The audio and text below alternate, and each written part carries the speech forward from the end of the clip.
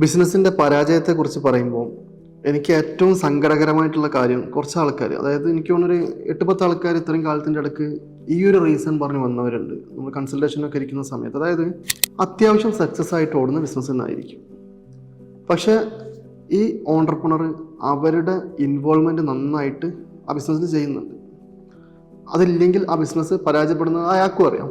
പക്ഷേ വീട്ടിലുള്ള family issue, അതായത് ഇതിൽ എൻ്റെ അടുത്ത് വന്ന ആൾക്കാരിൽ എല്ലാവർക്കും കോമൺ ആയിട്ടുള്ള ഈ ഫാമിലി ഇഷ്യൂ എന്ന് പറയുന്നത് മിക്കതും വൈഫും മദർ ഇൻ ലോയും, അതായത് അദ്ദേഹത്തിൻ്റെ മദറും വൈഫും തമ്മിലുള്ള കുഞ്ഞു കുഞ്ഞു ഇഷ്യൂസ്, അത് സ്വാഭാവികമായിട്ടും ഇദ്ദേഹത്തെ എന്താവുന്നത് സ്ട്രെസ്ഡ് ആക്കുന്നു, അല്ലെങ്കിൽ ഫോക്കസ് നഷ്ടപ്പെടുത്തുന്നു, ടെൻസ്ഡ് ആക്കുന്നു എന്നുള്ളതാണ്. ഇത് പലപ്പോഴും ബിസിനസ്സിൻ്റെ പരാജയത്തിന് കാരണമായി മാറുന്നുണ്ട്.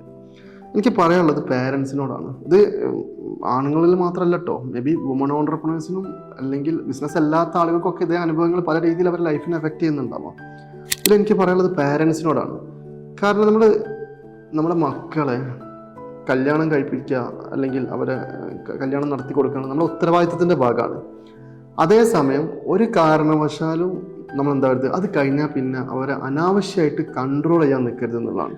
ഇപ്പം എന്തെങ്കിലും തെറ്റിലോട്ടൊക്കെ പോകുന്നുണ്ടെങ്കിൽ നമുക്ക് സ്വാഭാവികമായിട്ടും അത് തിരുത്തി കൊടുക്കേണ്ടി വരും. അതല്ലാതെ എല്ലാ കാര്യങ്ങളിലും കയറി ഇടപെട്ട് അവരെ കൺട്രോൾ ചെയ്യാൻ ശ്രമിക്കുമ്പോൾ ഉണ്ടാകുന്ന കുറേ ഇഷ്യൂസാണ് സത്യം പറഞ്ഞാൽ ലൈഫിനെ പല രീതിയിൽ ബാധിക്കുന്നത്. നമ്മൾ ഈ ഏരിയ ആയതിനെക്കൊണ്ട് നമ്മൾ വരുന്ന ക്ലയൻസിൽ പലർക്കും ഇത് ബിസിനസ്സിനെ ബാധിച്ച് നഷ്ടത്തിലായി, അദ്ദേഹത്തിന് ഫ്രസ്ട്രേറ്റഡ് ആയി, അങ്ങനെ ഒരുപാട് ഇഷ്യൂസ് ഇതിൽ സ്ഥിരമായിട്ട്, അതായത് ഭയങ്കര സങ്കടം ഉണ്ടാക്കുന്ന കാര്യം. മിക്കതും സക്സസ് ആയി ഓടുന്ന ബിസിനസ്സാണ് പിന്നീട് ഈ കാരണം കൊണ്ട് വലിയ നഷ്ടത്തിലോട്ട് കുതിക്കുന്നത് എന്നുള്ളതാണ്.